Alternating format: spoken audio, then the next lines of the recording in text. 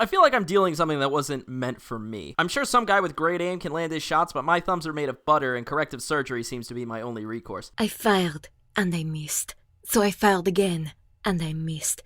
And then The Deathslinger is the newest killer added into the game, wrapping up this year's content cycle, meaning that in 3 months we get to watch a bunch of French people attempt to host a live stream on their own.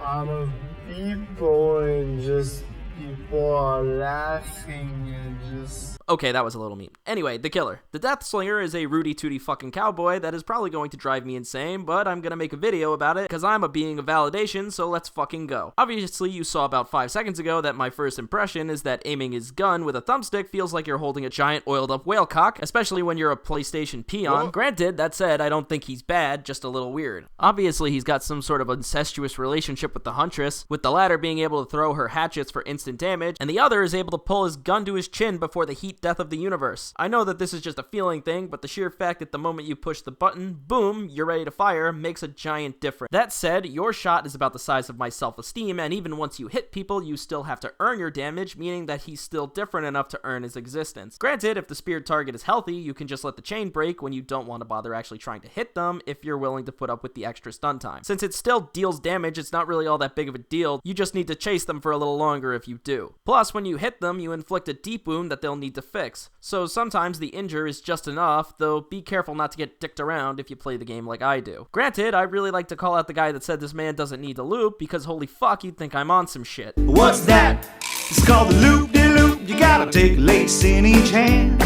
You go. By the way, I really don't get the theming here. They said that the main idea behind both the killer and survivor is that they utilize their anger or hatred for different purposes. Though the Deathslinger is an angry cowboy and the survivor is an angry hipster, so I don't really get it. It'd be like if you put Arthur Morgan up against Alex from Yuck and told me they were bold mirrors of one another. Anyway, his perks. Hex Retribution turns out to be a little better than I gave it credit for. While I have yet to really take notice of the oblivious effect from breaking dull totems, being able to randomly see everyone on the map when they break the Hex totem can feel pretty clutch. I think once I can get its level a little higher, maybe I'll start to see its value increase too. I'm just gonna keep this one in the back of my mind for now. While on the other hand, Dead Man Switch is dead man shit. I can kind of see some applications here with other perks, but the fact that the perk is so fucking complicated on its own makes it basically impossible to run without some sort of combo. Like, first I gotta find my obsession, hope he's stupid, hook him, scan the whole map, find a gen with people on it, and then hope that the 45-second timer hasn't already run its course before you've done all that. It wouldn't be too bad, but since you can't damage gens while it's being blocked, it feels like you were basically just putting things on hold for a little while. The only vague use I could see here is if you paired it with the new Ruin, which basically lets you regress any gen that gets caught in the snare at double the speed. But once Ruin is bye-bye, which it will be, you can go back to sucking on your thumb and whining on the forums. Okay, what's the last perk? Oh right, Gearhead.